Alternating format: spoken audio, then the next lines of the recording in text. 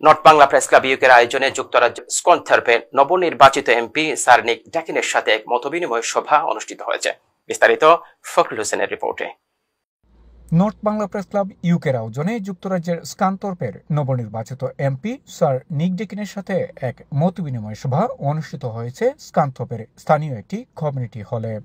সংগঠনের সভাপতি ফখরুল হোসাইনের সভাপতিত্বে ও সাধারণ সম্পাদক নুরুল আমিন তারেকের পরিচালনায় সভায় বক্তব্য রাখেন নবনির্বাচিত এমপি স্যার নিক ড্যাকিন, স্থানীয় কাউন্সিলর মাসুক আলী, ব্রিগ ও ইমিংহাম থেকে লেবার দলীয় এমপি প্রার্থী বাংলাদেশ বংশোদ্ভূত নাজমুল হোসাইন, ইউনাইটেড রুটসের chairperson Latif Mia Kamali, Bangladesh welfare association north লিঙ্কনশায়ারের senior vice chairperson Abul Kashem Khan, accountant Ziaul Haque Biful, community নেতা হাফেজ নজরুল ইসলাম, মখলিস রহমান, ইয়াওর মিয়া, মাহমুদুল হাসান মিলন সহ আরও অনেকে।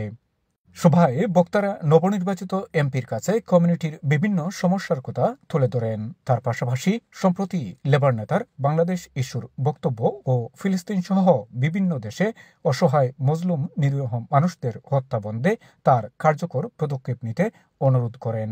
Thank you to North Bangla Press Club for organising this vibrant, exceptionally positive event here in Scunthorpe. It's been really good to receive, on behalf of the Bangladeshi High Commissioner, flowers today and recognition of my new period of service to the people of Scunthorpe. This is my very first public event meeting with the Bangladeshi community.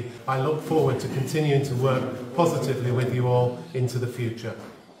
Fakhrul Hossain, NTV, Europe.